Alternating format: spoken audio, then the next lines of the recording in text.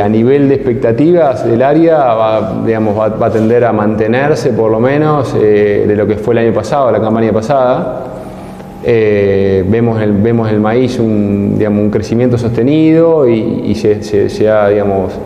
hay una apuesta importante al cultivo de maíz, en el cual requiere de alguna manera una inversión más alta. Es el cultivo en el cual el productor invierte la mayor parte, se utiliza mucha cantidad de insumos. Tengamos en cuenta que la genética, en el caso de la semilla de maíz, tiene un costo importante.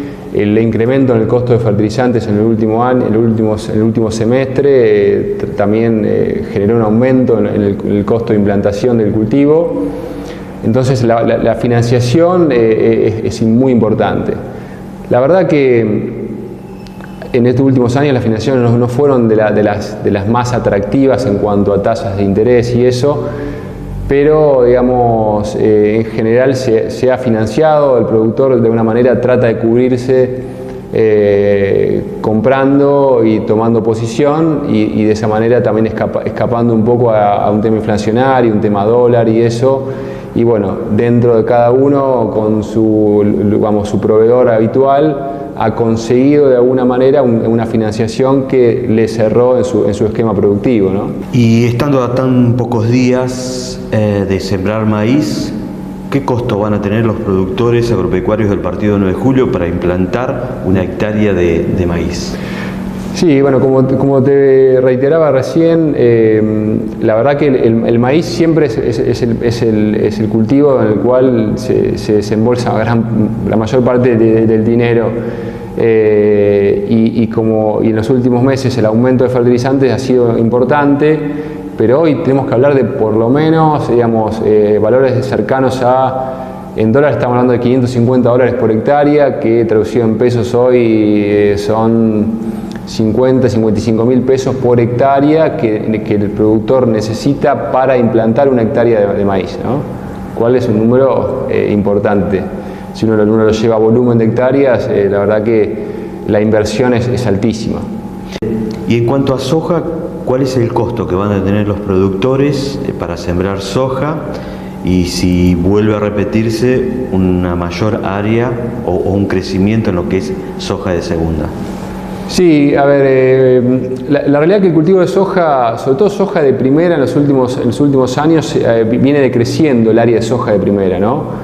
Y ese descenso en soja de primera lo viene ganando un poco el doble cultivo, o sea, trigo, soja. Este año puntualmente también creció un poco el área de cebada, soja.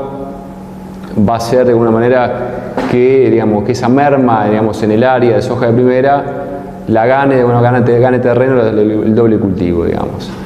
Pero a grandes rasgos, con un poco la pregunta de cuanto a inversión, y hoy hablamos de $320 por lo menos de inversión por hectárea para implantar como es una hectárea de soja, hablando en pesos de hoy, estamos hablando de valores de 27, 28 mil pesos por hectárea para implantar una hectárea de soja. Después depende un poco quizás el paquete de insumos, sobre todo fertilizantes, que es un poco lo que genera un poco más un costo importante, pero un costo que es una inversión de alguna manera, no lo vemos como algo, no lo podemos cargar solamente todo como un costo, pero sí obviamente a la hora de hacerlo hay que tenerlo en cuenta. Usted hablaba de fertilizantes como de los de mayores costos. ¿Es ese los principales costos que el productor deberá afrontar en esta campaña o hay algunos otros? No, a ver, yo siempre hablo, estamos hablando de una hectárea de maíz, una hectárea de soja en campo propio, ¿no? Después hay que sumarle los valores de alquiler. Que esta campaña vinieron con un aumento de los valores de alquiler. Siempre los valores de alquiler se negocian en quintales de soja, en general como el cultivo de referencia, y este año hubo un aumento entre un 20 y 30% del precio de la tierra para alquilar en quintales de soja, ¿no? Entonces eso es importante. El fertilizante, digamos, a veces, si bien el área 9 de julio estamos en un 50-60% del área que se produce generalmente es bajo arrendamiento, o sea, donde digamos, estamos bastante equilibrados en esta zona, o sea, un 50%, pongámosle, se produce bajo campo propio y otro 50-60%, dependiendo las zonas, pero es bajo campo alquilado. Bajo campo alquilado se mira un poco más el tema de la cantidad de fertilizante a aplicar, las dosis a aplicar, pero bueno, estamos en una zona donde no se puede no fertilizar, ni hablar si hablamos de cultivo de maíz, ¿no?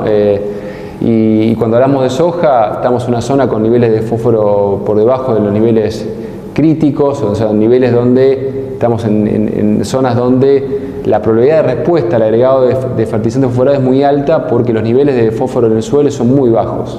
Entonces, pero sí, es un número importante a considerar a la hora de pensar en implantar una hectárea de soja, de maíz o el cultivo que sea, ¿no?